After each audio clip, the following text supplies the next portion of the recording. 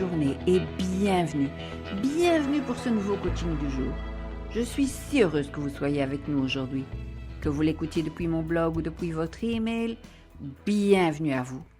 Comme vous le savez, mon nom est Nanou Ibo.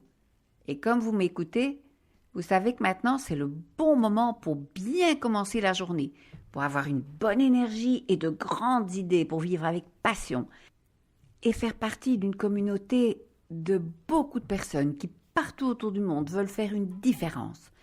Et la chose que nous avons à faire, c'est de bien nous amuser et de changer le monde, une personne à la fois, de faire une différence ensemble pour créer un monde fantastique. Aujourd'hui, je voudrais vous parler de quelque chose de magnifique et de très important, mais aussi de très difficile. Être parent. Et pour ceux qui n'ont pas d'enfants, vous pouvez tout ramener à vous-même, parce qu'il y a en vous un enfant qui est toujours là et qui est parfois bien maltraité. Vous pouvez aussi rapporter pas mal d'idées à vos relations de couple ou avec vos amis.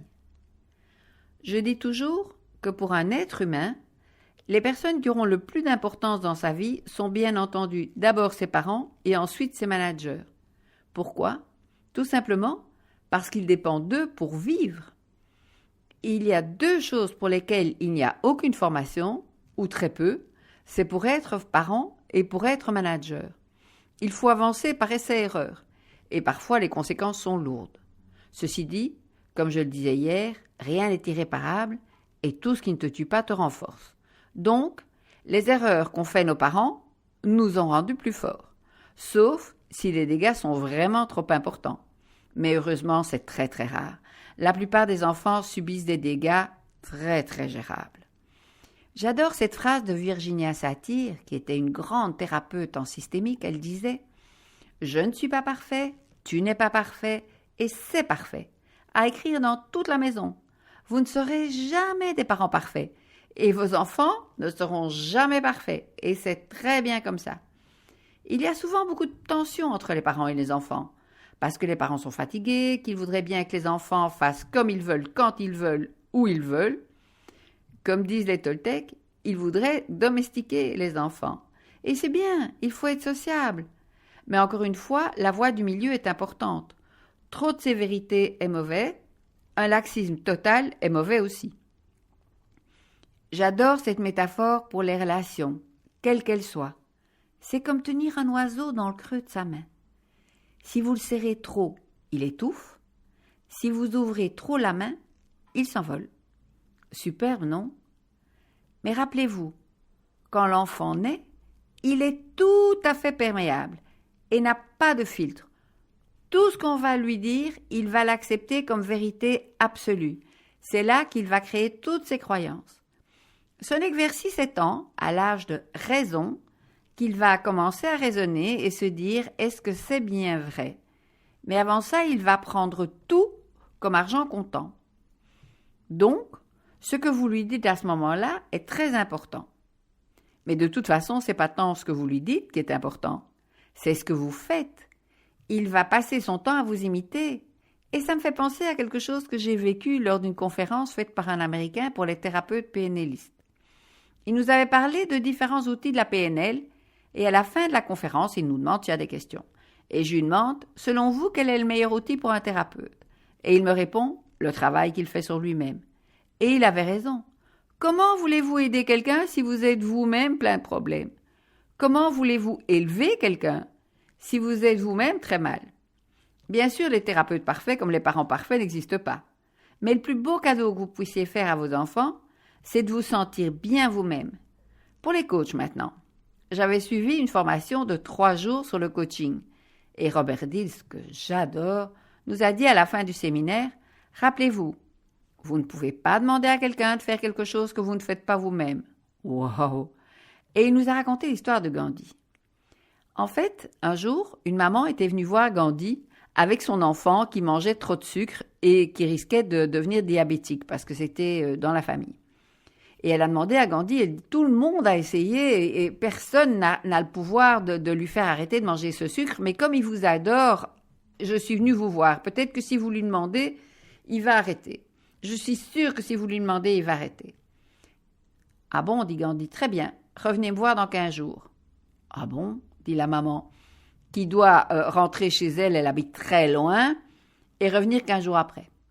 15 jours après, elle revient avec son enfant, et Gandhi dit à l'enfant « Écoute, le sucre, c'est vraiment mauvais. Ça donne plein de problèmes. Alors ce serait franchement, vraiment bien que tu arrêtes de manger du sucre. » Et l'enfant dit à Gandhi « Très bien, je vais arrêter. » Mais la maman, quand même un peu énervée, dit gentiment à Gandhi « Excusez-moi, mais vous n'auriez pas pu lui dire ça il y a 15 jours ?» Et Gandhi lui répond « Pas du tout. Il y a 15 jours, je mangeais du sucre. Alors, je n'aurais pas pu lui dire ça. » Vous voyez ? Attention. Nous avons tendance à croire que l'enfant doit obéir, que nous en savons plus que lui et que donc il doit faire ce qu'on lui dit. Non, non et non. L'enfant doit être éduqué. Et nous ne sommes pas plus importants que lui. Lorsque nous l'avons mis au monde, nous savions que nous devrions lui laisser sa place, que nous devrions partager avec lui du temps, de l'espace, etc. Et qu'il dépend totalement de nous pour devenir un être humain équilibré. Laissons-lui de l'espace dans tous les sens du terme. Donc, donnons-lui le droit à l'erreur, s'il vous plaît. Laissez-lui faire des erreurs, c'est comme ça qu'il apprend. Mais quand il a fait une erreur, demandez-lui ce qu'il compte mettre en place pour ne pas faire 2 fois la même erreur. Et faites-lui confiance pour qu'il le fasse. Mais rappelez-vous, l'enfer est pavé de bonnes intentions. N'avez-vous jamais juré que vous alliez arrêter de fumer ou de manger trop de chocolat ou de boire trop de café et vous n'avez pas pu le faire? Alors ne soyez pas trop dur avec lui. Mais parlez avec lui et dites-lui « Je vois que tu n'as pas pu le faire. Tu m'avais dit que tu ferais ça et tu n'as pas pu le faire. Qu'est-ce qui n'a pas marché? Et qu'est-ce que tu pourrais faire pour y arriver? » Et là, soyez ferme. Mais rappelez-vous, nous sommes des êtres d'émotion et nous aimons nos enfants. Donc, il est souvent difficile d'être cool avec eux. Nous sommes parfois plus durs avec eux qu'avec les autres enfants. Rappelez-vous aussi qu'on traite les autres comme on se traite soi-même. Surtout quand on est dans un état émotionnel fort. Et avec les enfants, on y arrive vite. Donc, encore une fois, charité bien ordonnée commence par soi-même. Mieux vous serez avec vous, mieux vous vous traiterez et mieux vous serez avec vos enfants. Et là, le maître mot est confiance. Faites-vous confiance pour savoir les élever et faites-leur confiance. Comment pourront-ils avoir confiance en eux si vous n'avez pas confiance en eux? Et la confiance en soi est la base de toute vie réussie. Pour la personne qui a confiance en elle et en la vie, tout est possible. Pour la personne qui n'a pas confiance en elle, pratiquement tout est difficile, quel que soit le départ qu'elle a. La semaine passée, ma petite fille, qui n'est pas tombée amoureuse de l'école, et en ça, elle ressemble à sa grand-mère, m'a parlé d'une de ses amies qui a quelques problèmes. Et elle m'a dit « Nani, tu parles les enfants dans tes coachings ?» Je lui dis « Non, j'en ai pas encore vraiment parlé. » Elle me dit « Tu ferais bien, parce que les parents, ils sont pas toujours faciles à vivre. Faudrait parfois leur expliquer. » Et vous voyez que je suis une grand-mère obéissante. Pour bien élever des enfants, que faut-il faire? Je ne le répéterai jamais assez. Être bien avec soi-même. Voir quelles sont les croyances et les attentes que nous avons au sujet de nos enfants. Et voir si elles sont raisonnables. Savoir que rien n'est parfait et qu'il faut faire avec. Toujours demander à l'enfant de faire son mieux, en sachant que le mieux varie tous les jours. Il y a des jours où il est en pleine forme et aura des résultats super. Un autre jour, il vivra des choses plus difficiles, chez vous ou à l'école avec les copains, et il aura des résultats moins bons, et il fera plus de bêtises. Par exemple, à l'école, ce n'est pas ce qu'il apprend qui est important. Il apprend très vite. Et un enfant, avant d'aller à l'école, adore apprendre. Mais ce qui est important, c'est la façon dont il peut avoir accès à sa mémoire. On sait maintenant que le stress bloque l'accès à la mémoire. Il est donc très important que quand l'enfant fait son contrôle ou son examen, il soit sûr de lui. Plus il va échouer, plus il va avoir peur. Plus il va avoir peur, plus il va échouer. C'est la spirale infernale de l'échec. Mais heureusement, plus il va reprendre confiance en lui, plus il va se calmer et mieux ça ira. C'est la spirale du succès. Oh, il est possible que parfois il soit trop confiant. Mais encore une fois, c'est comme ça qu'on apprend. Le tout est de lui demander ce qu'il a appris pour qu'il prenne conscience de son erreur. Mais si le parent a peur, il aura difficile de gérer ça calmement.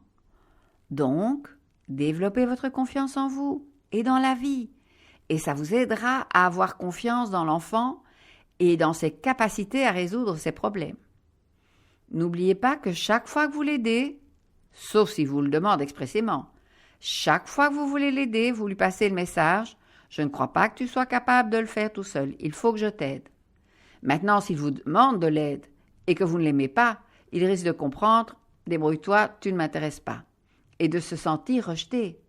Donc, encore une fois, gardez la voie du milieu et dites-vous que si vous avez pu vous débrouiller dans la vie, votre enfant fera comme vous, il se débrouillera. Alors faites-lui confiance. Et de toute façon, vous êtes là. S'il a un gros problème, l'important c'est qu'il sache que vous le comprenez et qu'il peut compter sur vous. Et rappelez-vous votre enfance. Ce qui pour l'adulte peut sembler un petit problème, pour l'enfant peut être un gros problème. Alors soyez à l'écoute et parfois rien qu'en vous parlant, il trouvera sa solution. Parfois il a juste besoin d'en parler. Et le plus beau cadeau que vous puissiez lui faire, c'est de l'écouter. Sans jugement, sans conseil. Juste l'écouter et l'aider à trouver sa solution. De toute façon, quoi que vous fassiez, parlez avec votre cœur. Ça marche toujours quand on parle avec son cœur. Et habituez-vous à vous parler avec votre cœur. Et vous verrez, ça viendra tout seul pour finir. Et vous serez bien avec vous et avec lui. En tout cas, c'est ce que je vous souhaite. Demain, nous parlerons de votre santé. Passez une magnifique journée et be happy. À demain.